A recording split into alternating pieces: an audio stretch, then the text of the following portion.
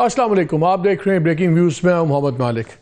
पहले तो एक बुरी खबर यह है कि आज ग्वादर में जो डेमोन्स्ट्रेशन चल रहा था हक दो तहरीक की, उसमें फायरिंग हुई है और एक पुलिस वाला शहीद हो गए। बलूचिस्तान में एक शदीद लहर आई हुई है। अभी हम देख रहे थे डेटा, तो 28 नवंबर से लेके अब तक करीबन 40 से ज़्यादा हमले हो चुके हैं, डिफरेंट इंसिडेंट्स हो गए हैं टेररिज्म के। सिर्फ 25 तारीख को कंफर्म्ड 9 अटैक्स थे, लेकिन मीडिया रिपोर्ट्स के मुताबिक 8 से 12 हमले हुए।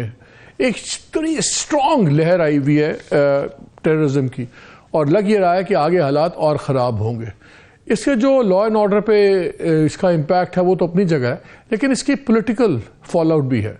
बहुत से लोग पूछ रहे हैं कि अगर टेररिज्म की नई वेव इतनी स्ट्रॉन्ग आई है तो क्या इसके खिलाफ ऑपरेशन शुरू होंगे? अगर ऑपरेशन शुरू होंगे तो उसका आने वाले हफ्तों महीनों में जनरल इलेक्शन पे क्या असर पड़ सकता है? फिर कॉन्स्पिरेसी थियरीज भी चलनी शुरू हो गई हैं। वो ये कि देखें, जब भी मुल्क में कुछ नहीं हो रहा होता और किसी ने इस्टेब्लिशमेंट या किसी ने कुछ करना होता तो अचानक आपको धमाके होने शुरू हो जाते हैं। दैट इज़ अ थियरी जो मेरे ख्याल में बड़ी ही एक रिडिकुलस थियरी है, लेकिन सोशल मीडिया पे ये चीज़ें शुरू हो जाती। एक तो इन धमाकों का, इन तमाम हमलों में अचानक इतनी तेज़ी जो आई है, होगा क्या? और माजी में भी जो इनके ऊपर चीज़ें थी, बहुत सी चीज़ें ऐसी जिनके जवाब आज तक नहीं मिले। आज बिलावल भुट्टो ने जब गड़ी खुदाबख्श में तकरीर कर रहे थे मोहतरमा बेनज़ीर की शहादत की बरसी के मौके पर, तो उसमें भी उन्होंने बड़ी सख्त बातें की। और तो और उन्होंने नाम लिए बगैर लग रहा था कि शायद बाजवा साहब को भी उन्होंने तल दिया जब उन्होंने कहा कि वो तो चले गए, खान साहब तो हटा दिए गए, और जो उनके सहूलतकार थे, जो सेलेक्टर्स थे, उनको भी हमने खुदा हाफिज़ कह दिया। और कुछ और भी टेररिज्म के मुताबिक बातें हुई, और 2-3 बड़े पर्टिनेंट सवाल भी उठाए, उस पर भी मैं भी बात करूँगा। साथ ही खान साहब ने भी अपना प्रेशर लेट ऑफ नहीं किया। आज 92 न्यूज़ के एक प्रोग्राम में इंटरव्यू देते हुए उन्होंने एक बार फिर जनरल बाजवा को हरफ तनकीद बनाया, और उन्होंने कहा कि यहाँ तक हो रहा था कि हुसैन हक्कानी जो फॉर्मर एम्बेसडर थे पाकिस्तान के यूएस में, और आपको पता है बहुत कंट्रोवर्शियल चीज़ों में उनका नाम रहा, उन्होंने कहा कि जी वो मेरे ख़िलाफ़, गवर्नमेंट के ख़िलाफ़ काम कर रहे थे और जनरल बाजवा को प्रमोट कर रहे थे। साथ ही उन्होंने एक और सवाल का जवाब देते हुए एक डिस्टेंट किया, एक सॉर्ट ऑफ अलहदा किया जनरल बाजवा को और फ़ौज को, जब उन्होंने कहा कि फ़ौज इस्टेब्लिशमेंट में बहुत ज़्यादा पावर होती है आर्मी चीफ के पास, तो वही एक शख्स होता है जिसको सारे फॉलो करते हैं और वो जो सोचता है वो करता है। लेकिन अभी तक जो हम जो रिएक्शन देख रहे हैं इंस्टीट्यूशन का और जो रिस्पॉन्स हम देख रहे हैं, क्या वाकई खान साहब इसको अलहदा कर पाएंगे? क्या इस्टेब्लिशमेंट अब एक अपने फॉर्मर आर्मी चीफ से टोटली हाथ उठा देगी? और बिकॉज हमने जो माजी में देखा है कि इदारा हमेशा अपने फॉर्मर चीफ को जो है प्रोटेक्ट करता है। मुशर्रफ साहब को हमने देखा, उनकी जनरल क्यानी सैन में बिल्कुल नहीं बनती थी, बट उन्होंने भी उनको प्रोटेक्ट किया। यहाँ तक कि जब ट्रायल का मौका आया उनको बाहर भेज दिया गया। इसी तरह हमने डिफरेंट जनरल्स का हमेशा देखा है कि फ़ौज प्रोटेक्ट करती है। तो क्या जिस तरह जिस लाइन पे खान साहब जा रहे हैं, क्या फ़ौज जनरल बाजवा को भी अलहदा छोड़ देगी, या वो खान साहब एक फर्दर एलिमिनेट कर देंगे नई फ़ौजी क़यादत को? साथ ही सवाल उठ रहा है पंजाब के अंदर हो क्या रहा है। एक सवाल जो सबसे बड़ा है, अगर परवेज़ इलाही साहब वोट ऑफ कॉन्फिडेंस ले लेते हैं तो फिर क्या होगा? फिर क्या सियासत होगी? और फिर उसमें जो है पीडीएम वाले क्या करेंगे? क्योंकि इलेक्शन तो कहीं पे नज़र आ रहा है ये नहीं चाहते। इवन लोकल बॉडीज़ का इलेक्शन इस्लामाबाद में, उससे भी गवर्नमेंट ने फरार इख्तियार किया जब उन्होंने आखिरी मौके पर यूनियन काउंसिल की तादाद बढ़ा दी और अब कोर्ट से भी सैंक्शन हो गया है। सो यहाँ भी इलेक्शंस ख़त्म हो गए। बहुत ज़्यादा अनसर्टनिटी है। तमाम चीज़ों का अहाता करने की कोशिश करेंगे आज की गुफ्तगू में। हमें ज्वाइन किया हुआ है मज़हर अब्बास साहब ने, सीनियर जर्नलिस्ट हैं। हमें आरिफ हमीद भट्टी साहब ने ज्वाइन किया हुआ है, और हमें ज्वाइन किया है मेजर जनरल एजाज अवान हमें ज्वाइन कर रहे हैं। ये सवात ऑपरेशन भी लीड किया हुआ है इन्होंने, और एनालिस्ट हैं। उनसे मैं ज़रा आ जाएंगे तो ज़रा हम बात शुरू करेंगे जो ये टेररिज्म की लेटेस्ट वेव है, इस पर 2-3 बातें बड़ी इंपॉर्टेंट हैं जो हमने करनी है। इन द मीन टाइम हम ज़रा पंजाब को पहले डील कर लें।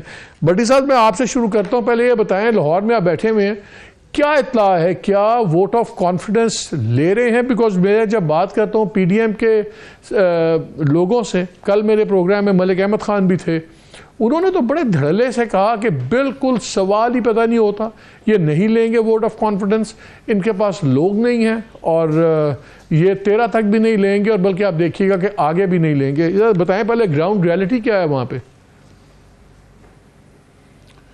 बिस्मिल्लाहिर्रहमानिर्रहीम।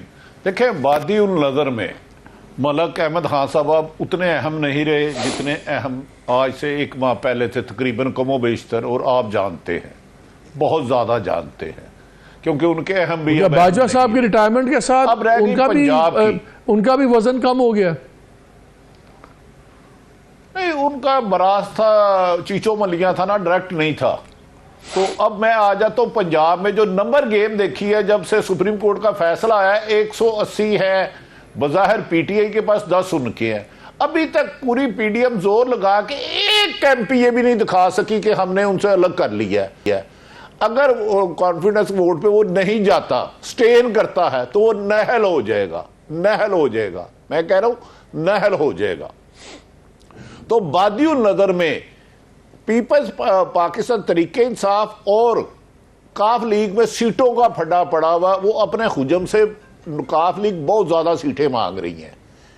और आप मजहर अब्बास साहब बड़े दूरंदेश आदमी है। असल बात यह है कि मजहर अब्बास साहब ने अपने पर्स में 180 रुपए रखे हुए थे गिन के, वो पूरे 180 थे। इन्होंने 3-4 दफा देखा, फिर 180 थे। अचानक कोई एक आदमी आता है बीच में से 7 रुपए निकाल के ले जाता है। इन्हें शक पड़ता है, 2-3 दफा गिनते हैं, यार ये तो 180 थे, 7 रुपए कैसे कम हो गए? ये इधर उधर देखते हैं, समझ नहीं आती। अगली दफा फिर वो 7 पूरे हो जाते हैं, 180।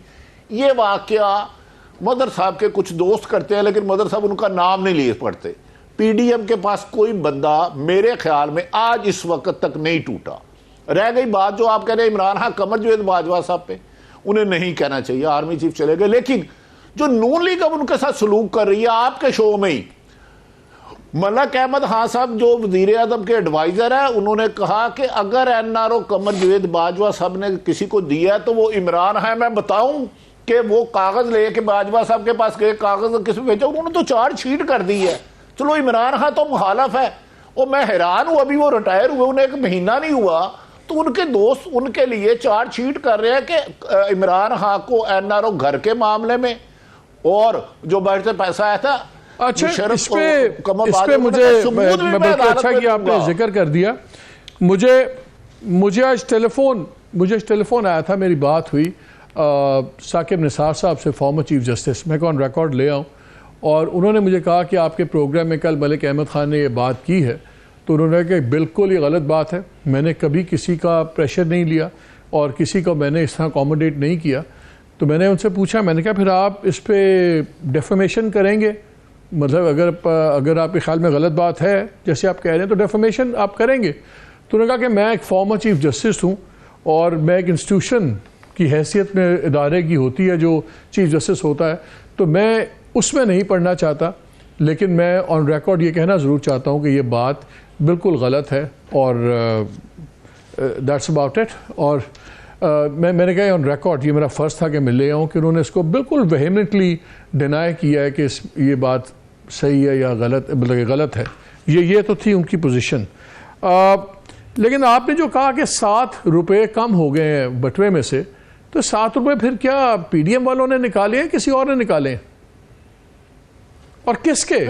पीडीएम के बटवे से 7 रुपये कम हुए कि परवेज इलाही साहब के बटवे में से?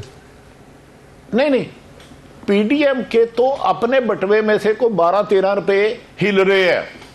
लेकिन मैं बताया मदर साहब है दूरंदेश, ये 7 पूरे कर लेते हैं। अब देखना ये है कि वो 7 रुपए मलिक साहब मदर साहब के कमरे में है, लेकिन उसकी जगह बदल दी जाती है, छुपा दिया जाता है, कोई सुलेमानी टोपी पहन। बड़ी साहब एक सवाल का जवाब दे मुझे, ये जो मेरी इत्तला ये है, बहुत ज्यादा सीटें मांग रहे हैं, 30 के करीब कोई प्रोविंशियल असेंबली की एडजस्टमेंट मांग रहे हैं, 15 के करीब नेशनल असेंबली की सीट्स मांग रहे हैं।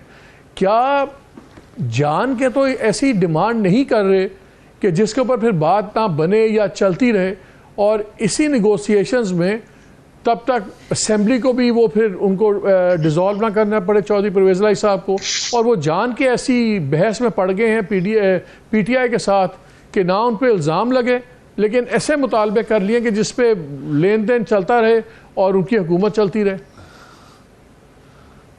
यार मलक साहब, हम बड़े स्वीट आदमी हैं, खबर में से खबर निकाल लेते हैं, असल खबर आपने दे दी। असल बात ये है, असल बात यह है कि मैं बुरा भी ना मानूं, डिमांड ऐसी कर दूं कि इमरान खान पूरी ना कर सके।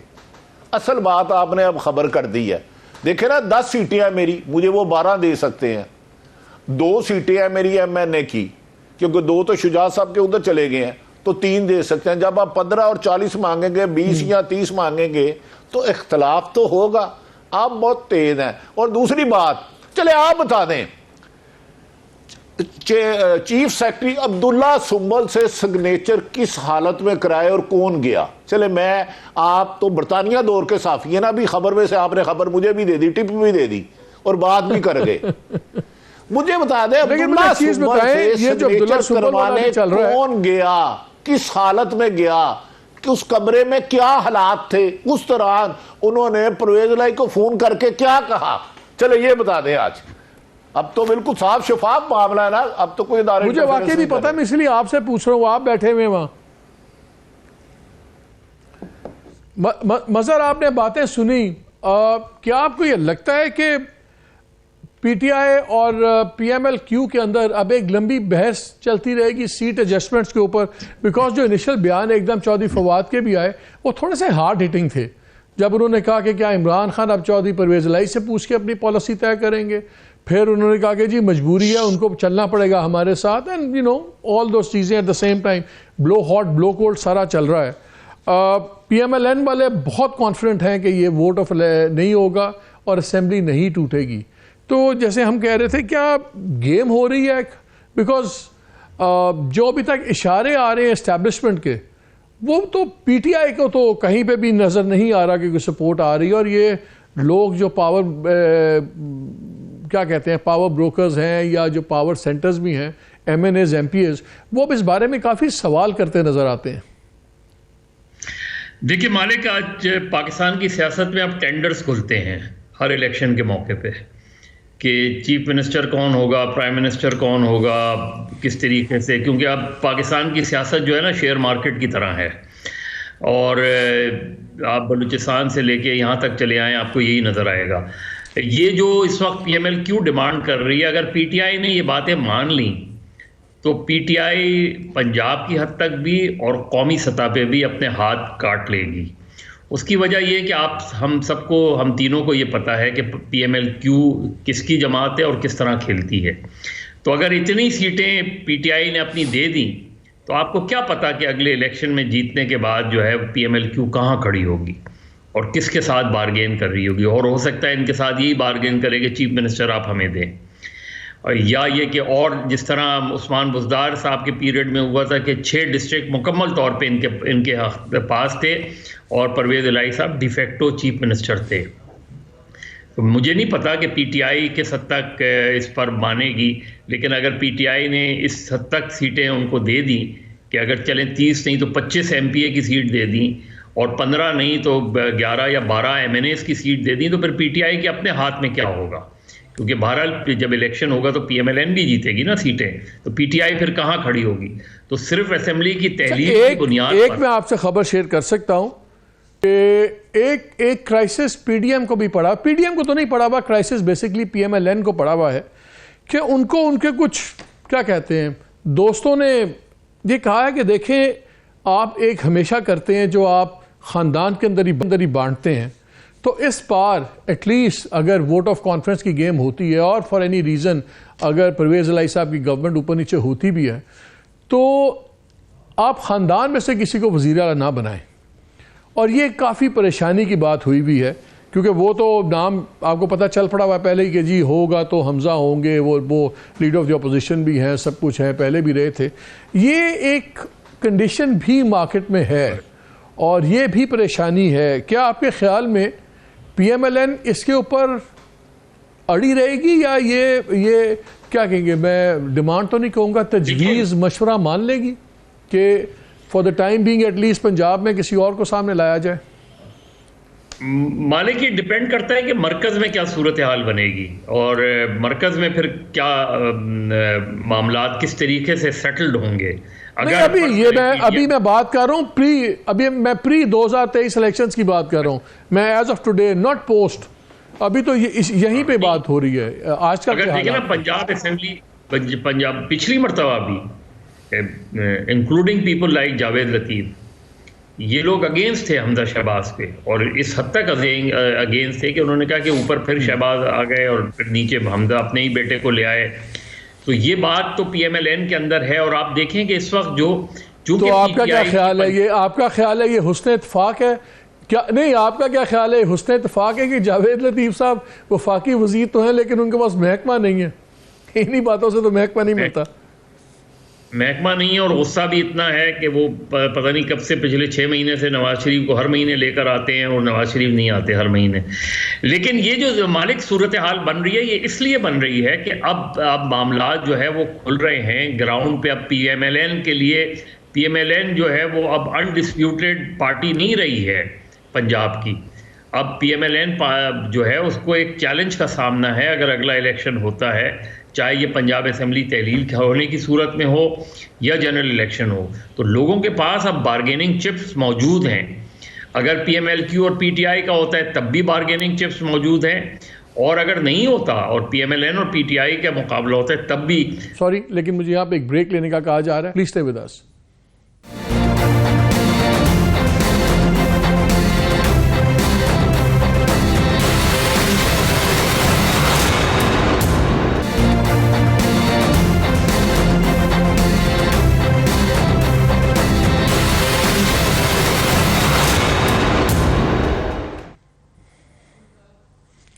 जी, welcome back to the show. हमें ज्वाइन किया है मेजर जनरल एजाज अवान साहब ने भी। अनफॉर्चुनेटली अभी कोई प्रॉब्लम आ रहा है टेक्निकल, तो हम फ़ोन पे हमने कहा कनेक्ट कर लें, फिर जब DSNG आ जाएगी तो विजुअल भी हमारे पास आ जाएगा। अस्सलाम वालेकुम जनरल साहब। वालेकुम अस्सलाम। वालेकुम सर, ये 2-3 चीज़ें पहले जरा क्विकली, एक तो पहले पॉलिटिकल पूछ रहा हूँ, लेकिन मुझे पता है कि आप सिंपैथेटिक हैं खान साहब की व्यू पॉइंट के, लेकिन ये मैं आपसे एक as a former major general पूछ रहा हूँ आपसे एक सवाल। हम देख रहे हैं कि एक ट्रेंड निकल रहा है कि इसमें खान साहब ने बहुत ज़्यादा क्रिटिसाइज़ किया है, वह जनरल बाजवा पे फोकस किया हुआ है, और इम्प्रेशन ये मिल रहा था कि वो अलहदा करना चाह रहे हैं कि मेरा गुस्सा जनरल बाजवा के साथ है, पूरी फ़ौज के साथ नहीं है। और आज तो उन्होंने अपने इंटरव्यू में साफ कह भी दिया कि देखें जी, बहुत ज़्यादा पावरफुल ऑफिस होता है इस्टेब्लिशमेंट का, और उसमें जो टॉप मैन होता है वही सारे फैसले करता है, और तमाम वही अच्छा बुरा जो भी है वो वाहिद जिम्मेदार है।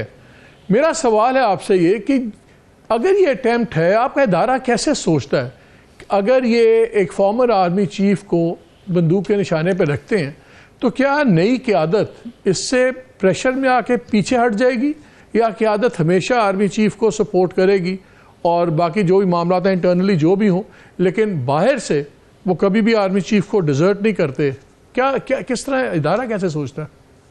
मलिक साहब, थैंक यू वेरी मच। पहली बात यह है कि इमरान खान साहब की जो ग्रीवेंसेस हैं वो जनरल कमर जावेद बाजवा के खिलाफ तो हैं, and he is not making any bones about it. उसकी वजूहात भी हैं, और सारी कौम को अब तो सबको पता है कि क्या हुआ, जो कुछ होता रहा। अब अगर कोई ये समझे कि अदारा अपनी स्ट्रेटेजिक डायरेक्शन किसी प्रीवियस चीफ की रेप्यूटेशन देख के करेगा, या किसी प्रीवियस चीफ के या फॉर्मर चीफ के दिफा में आकर अपनी स्ट्रेटेजिक ओरिएंटेशन दुरुस्त नहीं करेगा, वो आवाम के साथ जो उनका एक रब्त है जिसे जोड़ना जरूरत है इस वक्त की, हम वो उसको नहीं जोड़ेंगे, तो वो अपनी पॉलिसीज को फॉरसेक करके पाकिस्तान का जो एक बेस है, अब किसी भी फौज की ताकत उसकी आवाम में होती है। अगर आवाम तो फिर इदारे ने, फिर जनरल साहब मेरा सवाल ये है, तो फिर इदारे ने इतना ब्लेटेंटली जनरल मुशर्रफ को क्यों प्रोटेक्ट किया था? वो तो डिक्टेटर थे, उन्होंने बड़े फैसले गलत किए, पाकिस्तान को टेररिज्म की वॉर में अमेरिकन एलाई बन के झोंक भी दिया, सब कुछ हुआ, तो फिर इदारे ने तो उनको भी नहीं छोड़ा। तो उनको जनरल मुशर्रफ का केस एंटायरली डिफरेंट था। उनके केस में यह था कि उस वक्त की पार्लियामेंट ने, जो एक इलेक्टेड पार्लियामेंट थी, उनके तमाम फैसलों में उनकी अप्रूवल पार्लियामेंट की शामिल थी, और फिर बाद में अगर एक पॉलिटिकल पार्टी आई जो एनआर को लेकर वापस आए थे और उस एनआरओ लेके आने के बाद अगर वो एक पुराने गड़े मुर्दे को खेल के उनके ऊपर केस बनाना चाहें, तो उस वक्त की बात या उस चीज को ड्रैग करना और ये कहना जी कि आपको पता ही है उस वक्त जो होता रहा कि जी जितने लोग इनके साथ थे उनके ऊपर आर्टिकल 6 लगेगा, उनके ऊपर ट्रायल होगा। तो यहाँ तो किसी आर्टिकल 6 की बात नहीं हो रही है। यहाँ तो उनके जो ग्रीवेंसेस हैं इमरान खान के, वो कह ये रहे हैं कि मेरी हुकूमत, उनका एक नैरेटिव है अच्छा, कि मेरी और ये हुकूमत गिराने में इतना ही जनरल साहब इतना ही सिंपल होता है कि आर्मी चीफ अकेला जो चाहे फैसले कर ले और कोई उसमें साथ, nobody has to share the blame? नहीं, देखिए बात ये होती है कंसल्टेशन, अब डिपेंड करता है क्या डिसीजन थे और उनमें किस लेवल पे कंसल्टेशन हुई, क्योंकि मेरे तो ये रिटायरमेंट के बाद चीफ बने और जो कुछ होता रहा ये उनकी अपनी मौजूदगी में हुआ। लेकिन ये बात एक बड़ी वाज़ेह है कि पाकिस्तान आर्मी की जो भी डायरेक्शन होती है, स्ट्रेटेजिक डायरेक्शन, उसका तयन आर्मी चीफ करते हैं। वो कंसल्टेशन करते हैं अपने कोर कमांडर से भी, अपने प्रिंसिपल स्टाफ ऑफिसर से भी कंसल्टेशन होती है, लेकिन तमाम तर जिम्मेदारी आर्मी तो फिर किसी ना किसी लेवल पे, जो बाकी टॉप कमांड के लोग हैं, किसी ना किसी लेवल पे तो वो एग्री करते हैं ना आर्मी चीफ के साथ, वरना तो इम्प्लीमेंट ना हो सके, एग्जीक्यूट ना हो सके। एग्रीमेंट भी होता है और डिसएग्रीमेंट भी होता है। बड़ा ओपन फोरम होता है कोर कमांडर कॉन्फ्रेंस। इसी तरह फॉर्मेशन कमांडर कॉन्फ्रेंस में बहुत वेहेमेंटली लोग डिसएग्री भी करते हैं, क्योंकि जब मैं सर्विस में था, जनरल परवेज मुशर्रफ उस वक्त प्रेसिडेंट भी थे, चीफ एग्जीक्यूटिव भी थे, चीफ ऑफ आर्मी स्टाफ भी थे। उस वक्त भी उनकी पॉलिसीज को बड़ा क्रिटिसाइज भी किया गया। इवन उनकी जब वर्दी उतारने की बात हुई तो उन्हें उसी फोरम पर यह कहा गया कि आप इंडिस्पेंसेबल नहीं हैं, खुदा हाफिज करें और इंतखाबात करवा दें। यहां तक भी बात हुई थी आर्मी की इन कमांड। तो फिर मेरा सवाल एज एन आउटसाइडर ये है कि मौजूदा क़यादत जो है, जाहिर है उनसे तो काफ़ी बैचेस जूनियर ही हैं, उनके कोर्सेज वगैरह, लेकिन for example current army chief हैं, वो उनके ज़माने में DGI भी रहे, DG मिलिट्री इंटेलिजेंस भी रहे, फिर उन्होंने उनको कोर कमांडर भी बनाया, फिर उसी ज़माने में DGI भी लगाए गए, DGC भी लगाए गए, सिर्फ CGS बाद में आए। और हमने देखा कि उसके बाद 2-3 जो की पोस्ट हैं उनमें कोई चेंजेस नहीं हुई, डिस्पाइट द फैक्ट कि इमरान खान ने नाम ले लेके लोगों के तबादले मांगे। तो उसका फिर क्या मतलब है कि अगर कोई चेंजेस नहीं हुई तो फिर तो यही मतलब मुझे एज एन आउटसाइडर ये तासुर मिलता है कि जो मौजूदा क़यादत है वो बाजवा साहब की जो सर्टन पॉलिसीज़ थी उनसे डेविएट तो नहीं कर रही, तो फिर तो कॉन्टिन्यूटी का तासुर लेना क्या गलत होगा? देखिए, मैं आपको अपना एक एक्सपीरियंस बताता हूँ। Pakistan army is like a ship, it is not a fighter aircraft कि आपने बस दिया और आप राइट टेक ऑफ कर गए and you depart at 190 degree और 180 डिग्री का आप टर्न ले लें। ये शिप है। आज उनको 29 दिन हुए हैं आर्मी चीफ बने हुए। He will find his feet, he will find his policies. उनका कंसल्टेशन प्रोसेस अपने कोर कमांडर्स के साथ होगा। वो जो मौजूदा हालात हैं इनको रिव्यू करेंगे। जिस तरीके से दहशतगर्दी सर उठा रही है इसको रिव्यू करेंगे, गिरती हुई मुईशत को रिव्यू करेंगे। जो आवाम के साथ एक डिस्कनेक्ट पैदा हो चुका है, इसमें तो हम कोई रेत जो है शुतुरमुर्ग की तरह रेत में सब नहीं डाला जा सकता। उसको रिव्यू करने के बाद ही will formulate his policy, give a direction to the army, और this ship will change the course, but it will take time. न 10 दिनों में होता है, न 30 दिनों में होता है। I would like to give time to the present chief a little more, ताकि वो अपनी पॉलिसीज को जो वो फॉर्मुलेट करते हैं कंसल्टेशन के बाद, उसके बाद वो फौज को किस डायरेक्शन में लेके जाते हैं। लेकिन मेरा एक्सपीरियंस ये कहता है कि मौजूदा हालात की सूरत में पॉलिसी में चेंज आएगी, लानी पड़ेगी, ताकि जो एक वेल निट रिस्पॉन्स है एक अदारे का वो सामने आए। और किसी भी चीफ को मैंने प्रीवियस चीफ की लेगेसी फॉलो करते नहीं देखा। न जनरल मुशर्रफ की पॉलिसीज को जनरल कियानी ने चलाया, न जनरल कियानी की पॉलिसीज जनरल राहील शरीफ ने चलाई, न जनरल राहील शरीफ की सक्सेसर जनरल कमर जावेद बाजवा ने उनकी पॉलिसीज चलाई। हर चीफ अपनी पॉलिसीज एनवायरमेंट के मुताबिक खुद फॉर्मुलेट करता है और वो अपनी स्ट्रेटेजिक डायरेक्शन आर्मी को अपनी समझ, बूझ और पॉइंट टेकन।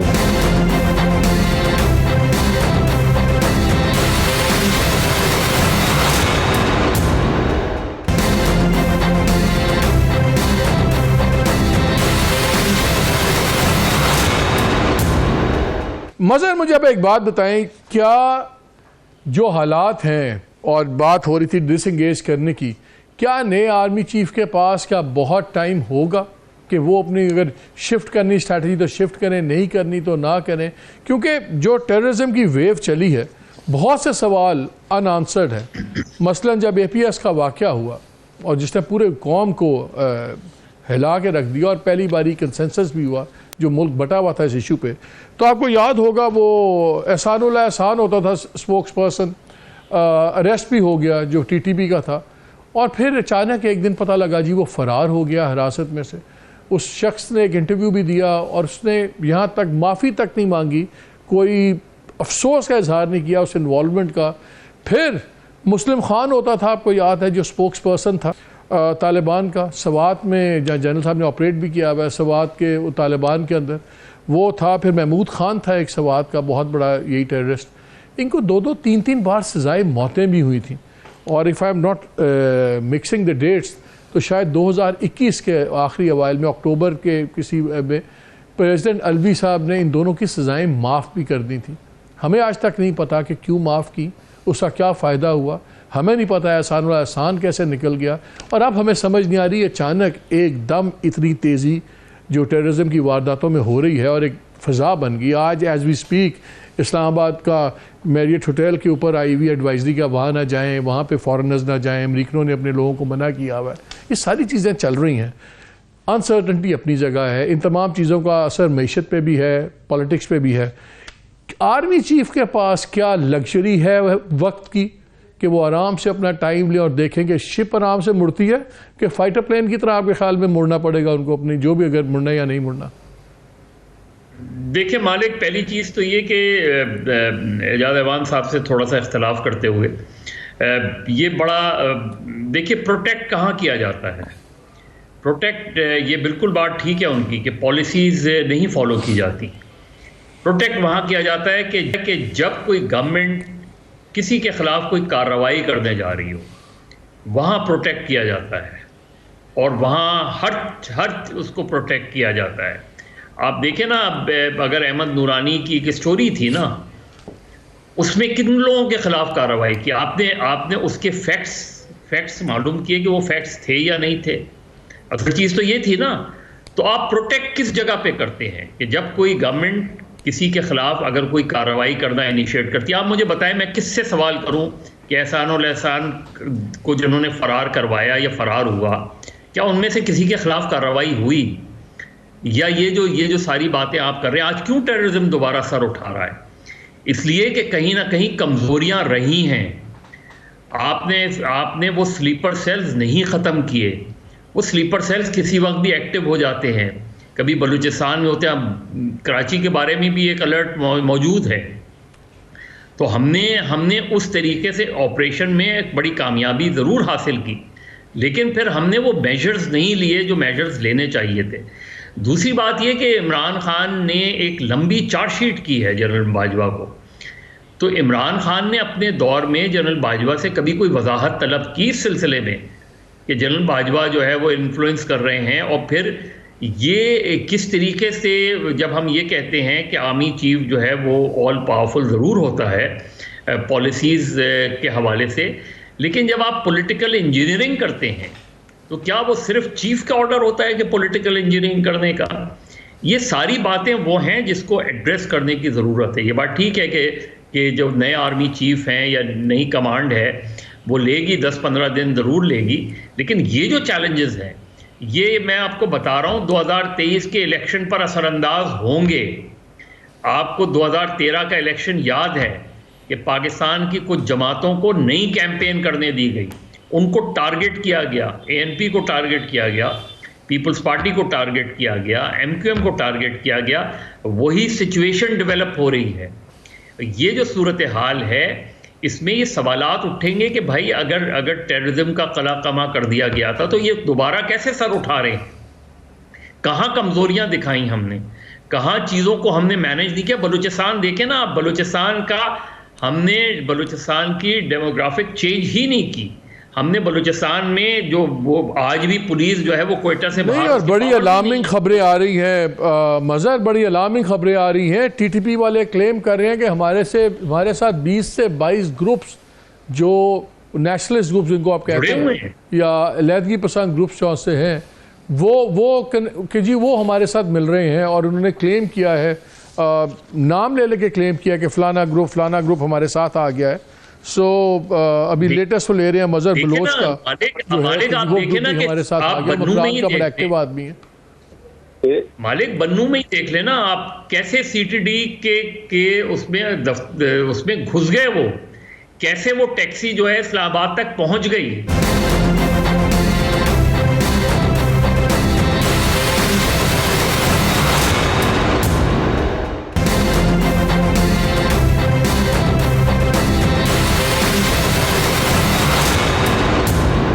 तो जनरल साहब कुछ कहना चाह रहे हैं? जी जनरल साहब। मालिक, मैं बिल्कुल यही कहना चाह रहा हूं कि ये जो चैलेंज अभी इमर्ज हो रहा है, इसमें जहां पे इंटेलिजेंस फेलियर है, जहां पे निगलेक्ट हुआ है, या जहां कोई डिलिबरेट पॉलिसी ऐसी रही है विच हैज बैकफायर्ड, तो इस चीज को रिव्यू करने का टाइम है। और इस वक्त पॉलिटिकल मैचिनेशन की जो लग्जरी है उसका टाइम अवेलेबल नहीं है।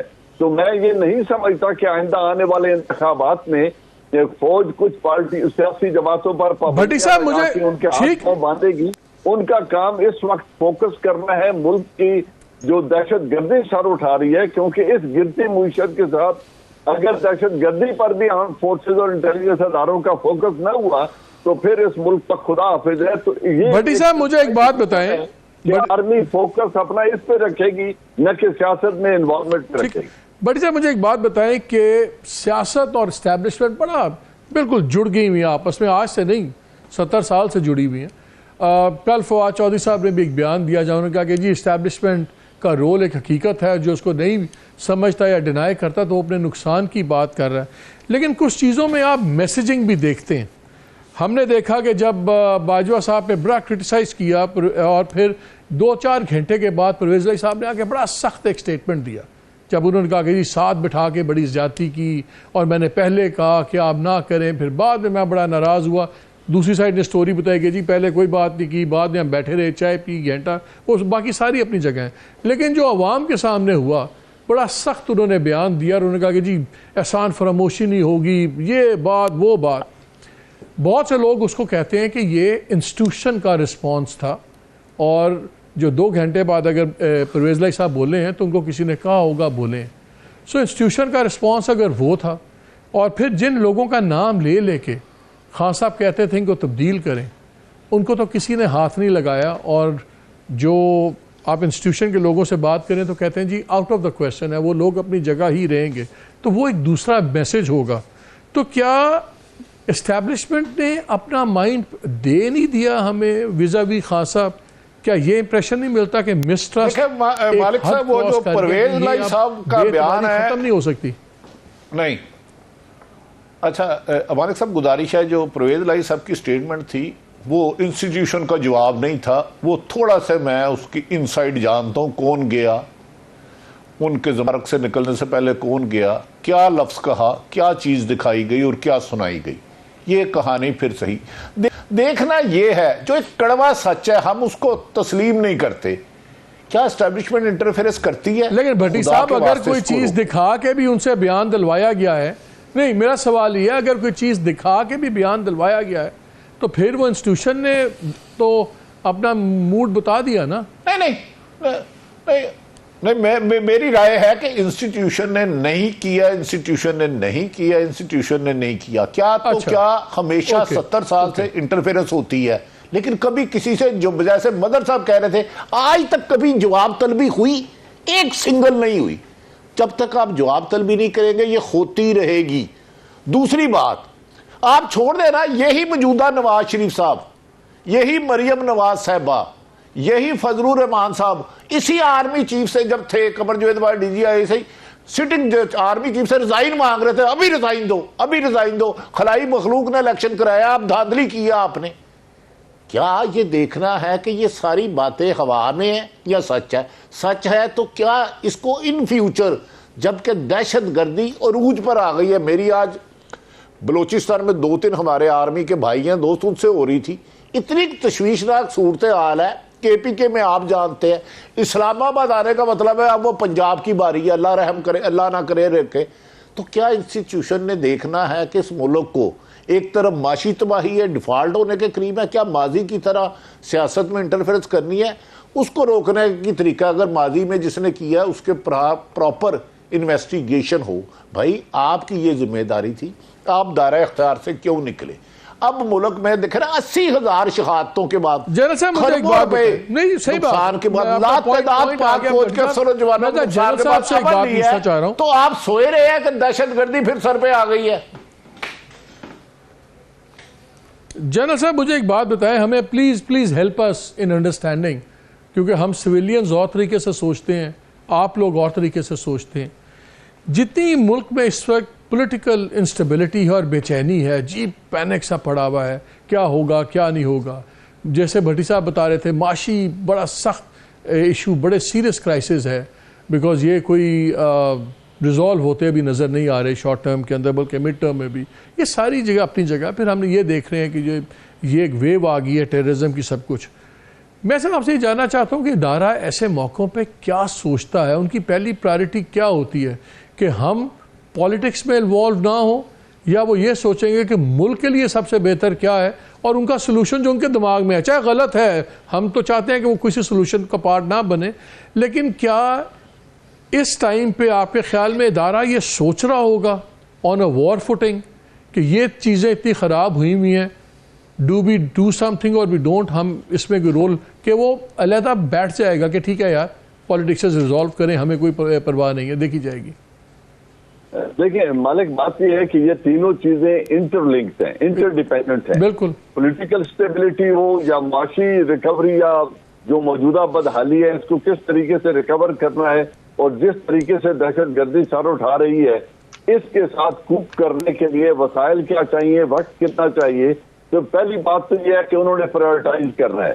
सियासी इस्तेहकाम इस वक्त मौजूदा मिलिट्री लीडरशिप नहीं ला सकती, क्योंकि ये जो कुछ हो चुका है, इस खिलवाड़ को खत्म करने के लिए वक्त चाहिए। और लेकिन इमरान खान साहब का जो फॉर्मूला है उसमें तो फौज ही ला सकती है। वो तो कहते हैं जी फौज अपना रोल अदा करे, रोल तो एक ही है कि फौज जाए प्राइम मिनिस्टर को कहे भैया या इट्स आर वे और द हाईवे, या इनके एलाइज के पास जाए, गवर्नमेंट गिरा दें और इलेक्शन कॉल करने पड़े, या गवर्नमेंट गिरा दें और कहें कि ठीक है जी ऐसे।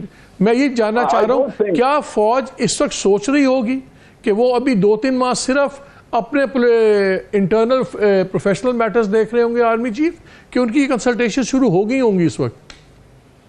मेरे ख्याल में वो इन चीजों को एनालाइज तो हर सूरत में कर रहे होंगे, क्योंकि जैसे मैंने कहा ये इंटरडिपेंडेंट चीजें हैं, इनको डिवोर्स करके तो वो कोई पॉलिसी नहीं बना रहे होंगे। कंसिडर जरूर करेंगे, लेकिन फिर उन्होंने चुनना यह है कि इस वक्त प्रायोरिटी क्या है, मुल्क को किस तरीके से, हमसे क्या जवाब पूछा जाएगा। Army chief is not answerable, मौजूदा आर्मी चीफ के मुल्क में सियासी इस्तेहकाम है या नहीं है, मुआशी इस्तेहकाम है या नहीं है, उनसे सवाल एक पूछा जाएगा और उनको जज भी एक चीज पे किया जाएगा कि मुल्क की सिक्योरिटी की सूरत हाल अंदरूनी और बैरूनी तौर पर उन्होंने उसके लिए क्या किया है। तो his focus will be on the counter terrorism, और जो लॉ एंड ऑर्डर सिचुएशन है इसके ऊपर होगा, न कि सियासी इस्तेकाम के ऊपर। सियासी इस्तेकाम इज अ बाई प्रोडक्ट, उसमें वो अपनी मशावरत तो कर सकते हैं, लेकिन जितनी घाक जमातों ने इक्तदार पे काबिल हो चुकी हैं, उनके पंजे से छुड़ाकर इक्तदार को किसी और तरह मुंतकिल करना या उन पर कोई डिसीजन फोर्स करना, मैं नहीं समझता ये इस वक्त उनके पास की बात है। रही परवेज इलाही की स्टेटमेंट की, तो मुझे सुनकर बहुत अफसोस हुआ कि उन्होंने जो स्टेटमेंट दागी है, he is not the representative of Pakistan army. Pakistan army की पॉलिसी को डीजी ISPR बयान करेंगे। उन्होंने ये कहकर कि हमारे राब्ते हैं एस्टेब्लिशमेंट से और मैं मिला हूं, ये कह के उन्होंने बिलिटल किया आर्मी चीफ को और इनको एक मुश्किल सूरत हाल में डाल दिया है। अपनी जो लहसोलाल की पॉलिसी है PTI के साथ, उसको उन्होंने कहीं और पास ऑन करने की कोशिश की है। मेरे ख्याल में इस पर रिबटल आना चाहिए था DGISPR का, द अर्लियर द बेटर। लेकिन मजर मुझे एक बात बताएं, जनरल बाजवा अपनी प्राइवेट कॉन्वर्सेशन 2-3 बातें करते हैं। ये अभी इन्होंने कहा कि एक जज देखा जाएगा किस बेसिस पे आर्मी चीफ को, तो वो ये कहते हैं कि अगर आप बताएं हमने 1 इंच ज़मीन खोई नहीं, बल्कि हमने अपनी ज़मीन वापस ली। वो इंडिया की इंकर्जन्स को बताते हैं कि कैसे हमने मुंह तोड़ जवाब दिए। फिर वो कहते हैं फैटफ फौज के बगैर हो नहीं सकता था, हम लोगों ने सारे काम करवाया। बल्कि यहाँ तक बताया कि जो हबीब बैंक वाले अलाना साहब हैं, उन्होंने बड़ा क्रूशल रोल प्ले किया। वो बाहर से इंस्पेक्टर्स भी लेके आए, 2 फॉरेनर्स, जिन्होंने आके पूरी गेम बनाई। फिर DGMO इन्वॉल्व हुए, उन्होंने पूरी स्ट्रक्चरिंग की और फिर उसके मुताबिक फैटफ का बहुत काम हुआ जो शायद सिविलियंस ना कर पाते। फिर आर्मी चीफ ये भी कहते हैं, उनके हवाले से खबरें आती हैं कि जी हमने कतर से इतने पैसे करवाए, UAE से, Saudi Arabia, Iran, China and all that, सारे रोल्स हैं। तो आर्मी चीफ तो बाहर जो चले गए हैं वो अपनी ये तमाम खूबियाँ बताते हैं। ये कह रहे हैं कि सिर्फ सिक्योरिटी लॉ एंड ऑर्डर पे होगा। आपके ख्याल में क्या ये जो मौजूदा आर्मी चीफ हैं, स्पेशली कंसिडरिंग इनकी हिस्ट्री भी है खान साहब के साथ, क्या ये प्योरली इन्हीं लाइंस पे सोच रहे होंगे, अफोर्ड करते हैं कि प्योरली एज अ प्रोफेशनल देखा जाएगा कि ओवरऑल व्यू ले रहे होंगे? देखिए मालिक, जो फेटफ का ताल्लुक था वो टेरर फाइनेंसिंग से था, और टेरर फाइनेंसिंग का ताल्लुक सिक्योरिटी इशू से था। लिहाजा उसमें आर्मी का इन्वॉल्वमेंट समझ में आता है, जाहिर है टेरर फाइनेंसिंग से डायरेक्टली लिंक्ड है उसमें। और मनी लॉन्ड्रिंग भी 9/11 के बाद एक बहुत बड़ा ऑफेंस बन के सामने आया, वरना उससे पहले नहीं था उतना बड़ा ऑफेंस मनी लॉन्ड्रिंग। तो ये जो चीज़ थी उसका ताल्लुक तो बिल्कुल उससे से था। असल चीज़ ये है कि एक चीज़ को हमेशा के लिए ख़त्म करने की ज़रूरत है, वो है एक्सटेंशन। ये बात तय करनी होगी, क्योंकि ये जो चीज़ है ये एक एम्बिशंस को जन्म देती है। अगर ये वंस फॉर ऑल डिसाइड हो जाए कि नो एक्सटेंशन कम वॉट में, तो ये बहुत इंपॉर्टेंट है। बिल्कुल इसी तरीके से इस चीज़ को एड्रेस करना पड़ेगा। वो अब विद इन द इंस्टीट्यूशन आप एड्रेस करें। Major, I am sorry, we have run out of time, हमारा वक्त ख़त्म हो गया है, आई एम सो सॉरी। लेकिन मैं अभी के इस बात पे बात ख़त्म करूँगा कि यह तो भी आने वाला वक्त बताएगा कि नई मिलिट्री इस्टेब्लिशमेंट अपने आप को सियासत से, बाकी चीज़ों से कितना दूर रख पाएगी, जो मुल्क के पेक्यूलियर हालात हैं, या उसको फिर एक बारी बैलेंसिंग एक्ट करना पड़ेगा। लेकिन एक चीज़ मजर ने बिल्कुल ठीक की है कि अगर फौज को डिटैच करना है अपने सिविलियन पॉलिटिक्स में तमाम चीज़ों से, तो एक चीज़ तो कम अज़ कम होनी चाहिए, पार्लियामान ये कानून पास करे और ये हो जाए तय कि एक्सटेंशन किसी कीमत पे नहीं होगी। अगर एक्सटेंशन बंद हो जाए तो एम्बिशंस, जो वॉल्टिंग एम्बिशंस हैं अकॉर्डिंग टू शेक्सपियर, वो कम अज़ कम नहीं होंगे, और वो ज़्यादा जो भी आर्मी चीफ होगा वो अपने प्रोफेशनल मैटर्स पे करेगा। आज की बात अभी से पे ख़त्म करते हैं। सियासत तो अभी कल भी चलेगी और जो उसकी मुसीबतें हैं वो भी हम डिस्कस करते रहेंगे। इजाज़त दीजिए, अल्लाह हाफ़िज़।